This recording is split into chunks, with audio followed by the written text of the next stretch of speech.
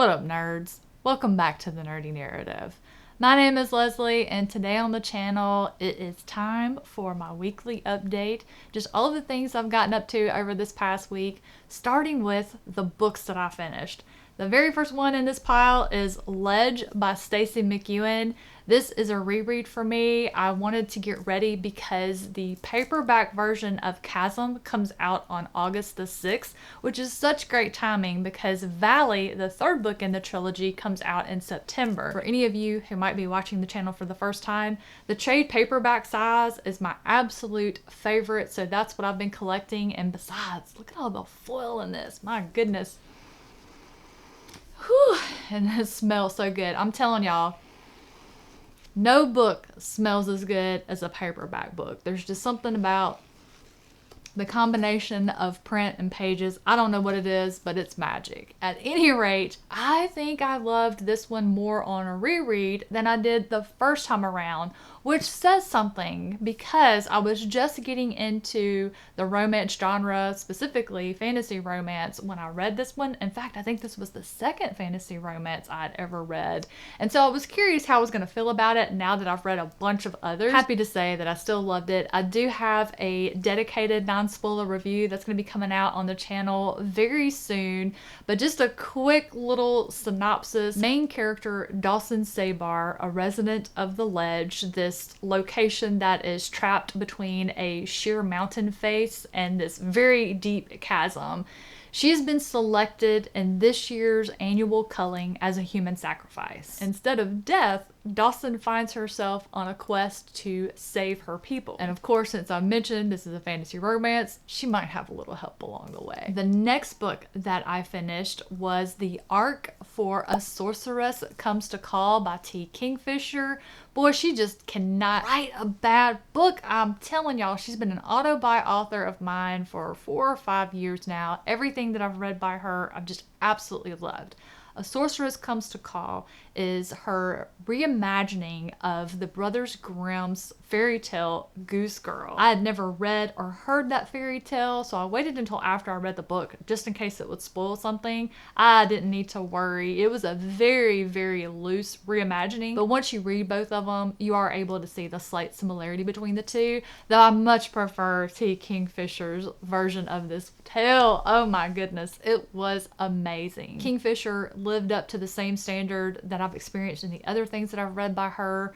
Just a fantastic array of brilliantly written characters, dark magic, humor. It's just so good, y'all. Just read that book. Don't even wait for the review. Just read that book. It comes out on August the 6th. No, it doesn't. It comes out on August the 20th. August the 20th. Chasm, the paperback of Chasm comes out August the 6th. Good Lord, I need some help. And now I have that song by Post Malone stuck in my head. Boy, this is getting sideways real quick. I better move on. Those are the only 2 books that I have finished this week. I did DNF a whole lot of books though. Let's talk about those real quick. The first book that I DNF'd was Journey into the Cosmos by Jake Friedenau. This was one I accepted for review because it featured a mage named Raz. I was drawn to this one because way back in the day, your girl here played a mage in World of Warcraft whose name was Razzles. Now, besides the whole mage being named Raz, this book had a really great premise. Raz, along with a few others, have been tasked by another mage named Sigil to journey through the multiverse, explore these other worlds, take notes, and report back to him. I was in for that. They would go to a world, and it was almost like when you're playing Final Fantasy and you want to build up your experience, so you just walk around and have a random encounter with a bad guy that you can beat up and just farm for experience. That's what it felt like. They would get on this world, they would run into a bad guy, fight it, beat it, and immediately port to another world. No exploration was happening, which was their whole purpose of why Sigil sent them out here. The only time there were any descriptions of one of the other worlds that I read about before I quit the book was a world just like the one they lived in, a human settlement. So it was a missed opportunity to do something unique with it. By the time Raz and his group were headed to the 4th plane, I had all I could take of the clunky sentences and the lack of editing. The more that I read, the more that I was being pulled out of the story because there were so many clunky sentences, and I began looking for things, and that takes all of the enjoyment out of it. When I'm starting to focus more on errors, that's when it's over for me. I'm not reading it to edit it. I'm reading it because I want to enjoy the story, and I was just not able to. Let's move on to the next book that I DNF'd for the same reason. Einstein in the Attic had the allure of a science fiction drama. A scientist was on the quest to answer the question of whether or not there really is a God. I was all in for a war between science and religion. I love reading about that stuff. I love those types of quest, but I was very disappointed because this scientist was the whiniest, most chaotic scientist I've ever read about. I know that there are people out there that live in chaos, but they're brilliant, and this just did not work for me. We meet this scientist as a child in Lebanon during the war, and he is telling us some of the things that he witnessed as a child, and it was very impactful. Typos and grammatical errors aside, that chapter was absolutely amazing. But then we skip forward into time when he's in high school, meets his future wife, and then we jump again to when he's in his career, and basically his life is just falling apart, which is leading him to go on this quest when he meets another fellow scientist. Unfortunately, the philosophical side of it wasn't working for me because I absolutely hated the main character. I did not want to be in this guy's head. He just got on my nerves. I wanted to slap him, elbow him in the throat. And then on top of that, there were tons of errors. And the author sent me a PDF file, so the format was all wonky even after I tried to convert it. And I couldn't do it. My brain was like, girl, we can't do this. So I just noped out of it. At this point, I really wish I had slid a comfort read in. But no, I went right into another review request, A Succession of Swords by Alex Bolin. What I found appealing about the premise for this one is it sounded like it was going to be this battle or war between gods.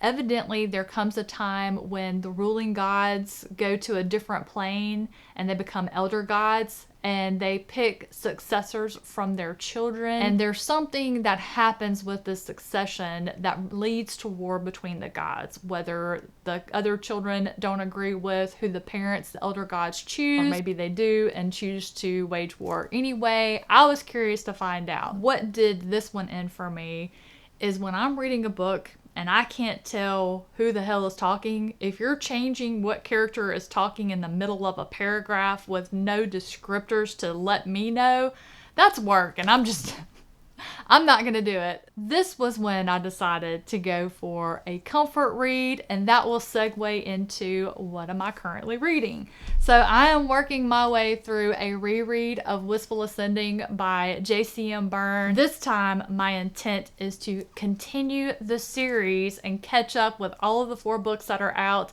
and hopefully do it in time to read the arc for the 5th book, which is coming out at the end of September? No, August. It's coming out in August. Oh, Lord. I don't know if I can read them all that fast. Oh, well. That just means I'll be reading it at the same time all you lovely people are. If you have not read Wistful Ascending, this is a science fiction fantasy space opera. It's such a great blend of elements. Horror, fantasy, science fiction. There's even a little romance subplot that one really spoke to me on my reread. There was some stuff that stood out to me that I can't tell y'all because y'all haven't read the book and it would be spoilers. But characters you just cannot help but love. Guys, this book has space bears. The one thing you never knew you needed is a race of bear-like creatures that Rohan, the main character here featured on the cover, has cleverly named the Ursins. So we've got space bears. We have Rohan, who is a half-human, half-Ildrak hybrid, who is Toe Chief for Wistful Ascending, a sentient space station. Hey, there are talking spaceships in this book. Y'all, if you haven't read this one, you really need to. I actually have a non-spoiler review that I filmed the first time I read it. I'll have that linked in the cards and in the description below, so y'all can check that video out. Get this book on your TBR. It's still a young series, so you'll be able to catch up on it very quickly.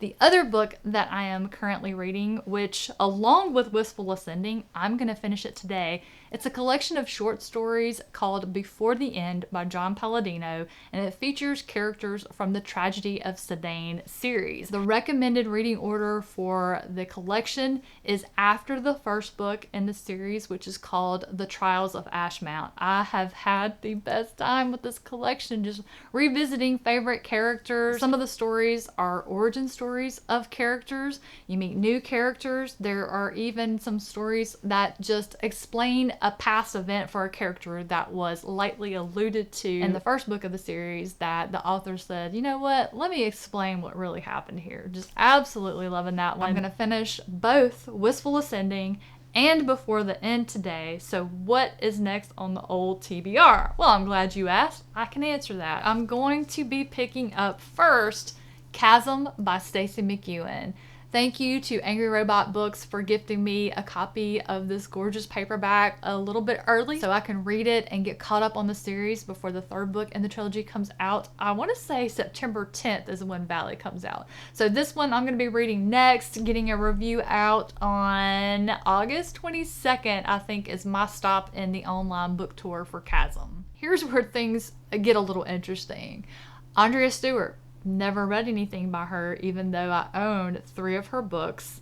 The Gods Below, I have no idea what this book is about, but I love the cover, and my friend Kate over at the Literary Apothecary was approved for the art. She was very excited, and I thought, you know what, I'm going to request it too, and maybe we can read it together. She seemed really happy about it. It's got to be good, right? Who can understand the logic of a bookworm? I certainly can't, and I are one. And then, once I finish The Gods Below, I'm going to be sinking my teeth into the next book of the Hybrid Helix series, The Return of the Griffin. I think this is my favorite cover so far because of the shark in the background. And I noticed on the back cover, we got a little shark rolling around back there. I have no idea what this is going to be about, what adventures await. Is this shark a new race of sentient beings that Rohan is going to meet? It looks like he's going to fight them, though. I don't know. Can't wait to find out. It's going to be a great time. I just know. Anything by J.C.M. Byrne, and I've read 3 books by him now, 3 or 4, and a short story, and I have just absolutely loved everything I've read by this author. So I am quite confident that one is going to be a hit for me as well. Let's talk about what came out on the channel this week. On Tuesday, I had a review go up for Darcy Coates' collection that came out on July 30th. Ghost Camera. This is a collection of very scary stories. On Thursday, my review for The Hunter's Lament by Steve Panett went live. That is a fantasy story about bounty hunters. If you've seen that review, or if you haven't, go back and watch it. If this book sounds like something you're interested in reading and reviewing for yourself, comment down below and tell me, hey, I want to be in the giveaway drawing for this book, and I will do a drawing for it probably next Tuesday evening, and I'll announce it in next week's video, and I'll send you this copy. You have to live in the United States. I cannot afford to send this book overseas. I am terribly sorry. It's got to be somewhere I can send it media mail. And before some of y'all get hot around the collar talking about me giving this book away, I want you to know, in the front cover of this book, if you no longer wish to keep this book, please donate it to a family member, friend, or your local charity bookshop. If you need to dispose of it, please recycle in an appropriate manner. So I am simply sharing the love with one of you. Permission granted in print from the author. So before you go getting hostile and starting trash about me on the internet, there you go. And then next week on the channel, on Tuesday, I'll talk about why I DNF'd the newest release by Jen Lyons, The Sky on Fire. That book and me did not get along. I got catfished by a reviewer into reading it, and I'm telling y'all. But I'll talk about that in the video next week, so watch it if you're interested. On Thursday, since the first time I read Ledge, I did not do a non-spoiler video review. I went ahead and filmed one for it on my second read. The first time I read it, I had Stacey McEwen on the channel, and we talked about it, so I just kind of let that take the place of my review. But I decided once I finished rereading it that I really wanted to do a dedicated non-spoiler review to have on the channel to share with y'all. For any of you still hanging around interested in new things that I've watched, I did finish watching the Insidious franchise, and I was over here lying to y'all last week saying there were 4 movies. There's actually 5, so we watched both 4 and 5. Out of the 5 movies, I still maintain that the 3rd one is the best and the scariest. I still enjoyed the 4th and 5th movie. They're more thriller than horror, so if you don't mind that, I think you would enjoy the franchise. If I had to rate them best to worst, I would say 3, 1, 4, 5, and then 2. Other than that, the other new series that I started, which isn't a new series, is just the first time I'm watching it. Someone had recommended the newer Penny Dreadful series to Chris. We watched the first episode and I felt lost, and I was kind of looking it up online. I was like, wait a minute. There's actually an original Penny Dreadful from like 10 years ago. So we went back to watch that. There is such an all-star cast in this one. We've had so much fun saying, oh my gosh, it's Rose from Doctor Who, and oh my gosh, it's Vesper from Bond. Of course, you cannot discount anything with Timothy Dalton in it, and even Josh Hartnett, who looks good with a beard. I never liked him when he's clean shaven. It makes him look so young, but that beard, And as far as Mr. Milo Brown, he's still doing really good. We go in a couple more days to find out what the verdict is on that eye. So next week, I'll be able to tell y'all if my little buddy got to keep his eye or what's going to happen with it and all that fun stuff. I feel pretty convinced with how he's been acting that the drops, I have to give him 3 different drops 3 times a day, and he's been doing wonderful. He was very clumsy trying to adjust to going blind in that eye, but he's done so much better. For a while there, he would walk like in the midst of the pack and like let us lead, and now he feels more confident. He's out in front of everybody again. So he's doing really well, for those of y'all who've been keeping up with my little baby. Hoping for good news when we go back in a couple days, and I will definitely be here next week to share with y'all. But that is going to do it for me this week. That's all the stuff I've been up to. Mostly ups, a few downs, but that's just how it is sometimes. Thank you all so much for watching. Hope you enjoyed it. If you did, don't forget to hit that like button on your way out today. Have a wonderful rest of your weekend, and I will see you on Tuesday.